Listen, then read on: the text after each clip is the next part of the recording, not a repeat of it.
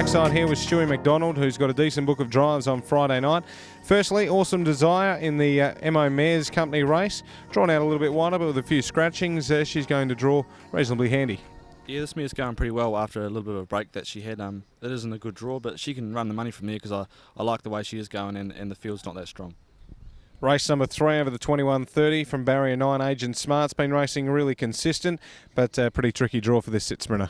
Yeah, a bad draw for him in what is a step up in grade, but if you can get a bit of a track into the race and they go a bit hard early, you know, he could figure there, but it's looking a bit like a bit of a battle from out there.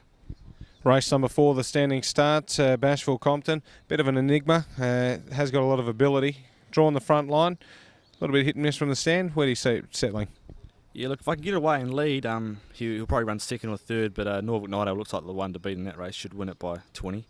Yeah, but he's going right, he's getting better as the fitness gets up to him. Then you have a little break into Rocky Marciano in race number 7 over the mile.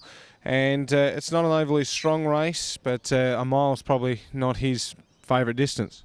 Yeah, mile's certainly not his go, but he's dropped back from racing horses like Phoenix Warrior and Norfolk Nightingale, so this is a drop in grade for him, and maybe he can get a nice run into it, and then he can be there. Race number 9, Cyclone Domic, second up from a spell, drawn out in 7. Field of 11, and how do you see this one going? Yeah, look, he goes back at the start, and he's going to require a bit of luck, but I like the way he went last week, hit the line real strong with the earplug still in, so if he can get any luck over the final stages, he'll be right in the finish. And the final event, Top Notch Mac for Dylan Quadro, which has been racing well, is drawn out in 5. It's not an overly strong field. He looks a player.